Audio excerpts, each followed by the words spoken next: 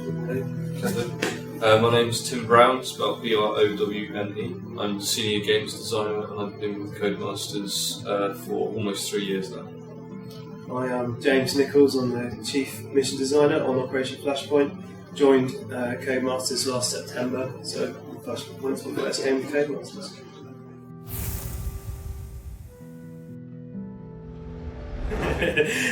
Scores and scores of people really, in the hundreds at its peak, so we've had predominantly people based in Southern.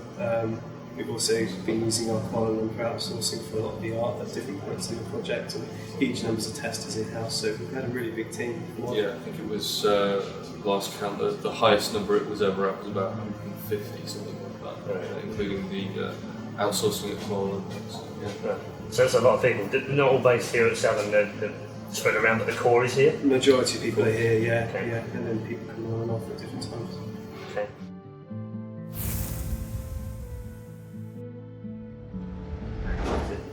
So before we even started developing the game, we spent 2 or 3 months just researching everything we could, right from what vehicles we should be using, what military terms we should be using even.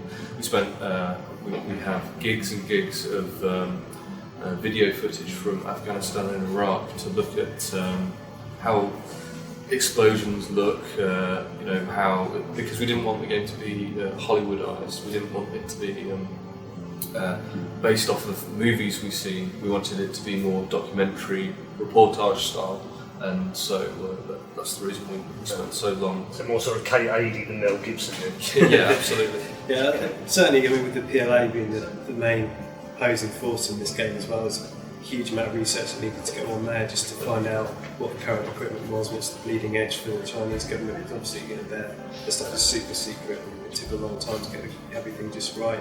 Spent ages out in the desert recording the right sound for closing the door on a Humvee and the reload sound on the LAVs, and you know, it was a real labour of love. Right, how many did you get? Sort of a couple of people to go out and do the whole a day out with the army and actually get dirty and see how things happen in forests and things like that? We didn't spend time with the army actually going out onto the field. However, we did have several military advisors coming in and giving us talks, talking about all sorts of different things, giving us some quite gruesome, nasty details as well.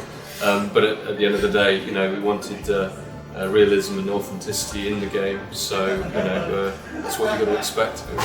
The audio guys got to go out and clamber all over the official vehicles, and even had Marines playing the game out in the States and so on, so yeah, it's had a fair amount of input and a fair amount of research done, a lot of hands-on stuff.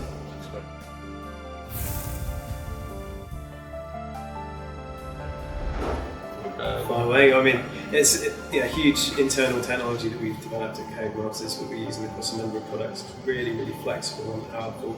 For Flashpoint, you know, it only made sense to use an internally developed engine that was exactly what we needed, because you know, we're really, really pushing it on the consoles in particular, but also on the PC. And, you know, we needed to make sure that the tech we used was 100% geared towards the type of game that Flashpoint is, and you know, the Eco Edge was a perfect fit in that respect. So it's really come into its own, because not only do you get fantastic fast-paced action on games like Dirt 2, which we recently released, but it also allows us to have over 30-kilometre draw distance and to have this massive island that you can play on that all streams into memory. There's no unlocking, there's no loading times, you know, between going from one position to another. You can walk from one side of the island all the way to the other seamlessly in one go, and that's something that Codemasters is very proud of. I think when we look at the fact that we've been able to bring out Dirt 2 and Flashpoint within weeks of each other, you know, two apparently very different titles, but both really pushing the visuals in different ways, I think it's a really, really strong showpiece of what Eco Engine can do for the future.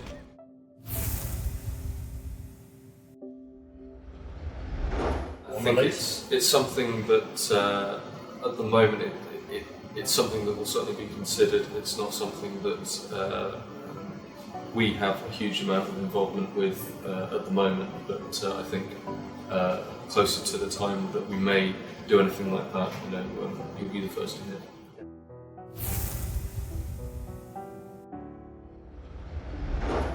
I think it's been quite a big challenge.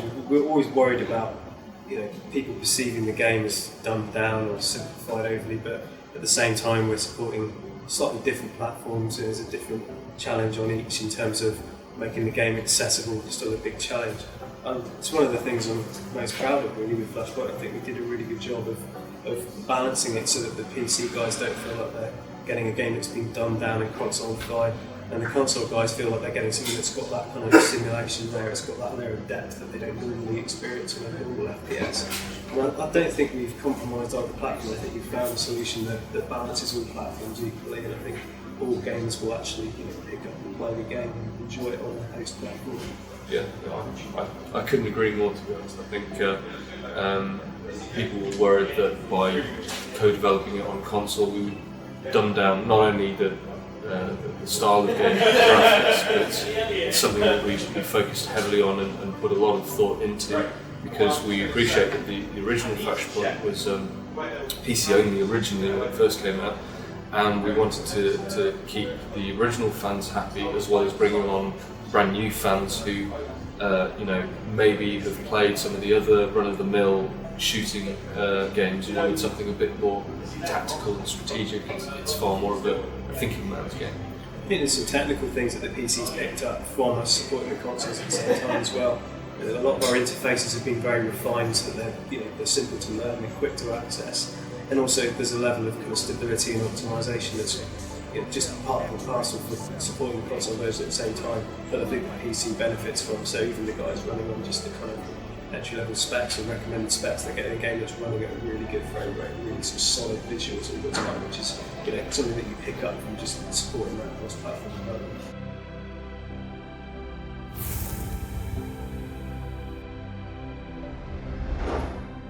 When you make an open world game where you may have an objective to complete, but we don't tell the player how to do it, the player can choose how to do it. You can go in John Rambo style, but you're going to get gunned down.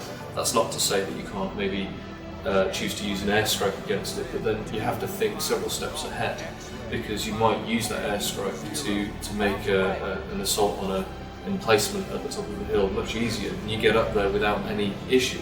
But then if you have to hold that emplacement for a short amount of time and a tank comes in, then suddenly you're going to be stuck without that airstrike or anything like that. It's very much a thinking man's tactical shooter rather than just, you're a bullet sponge running in, getting shot all the time. Yeah, I think that we kind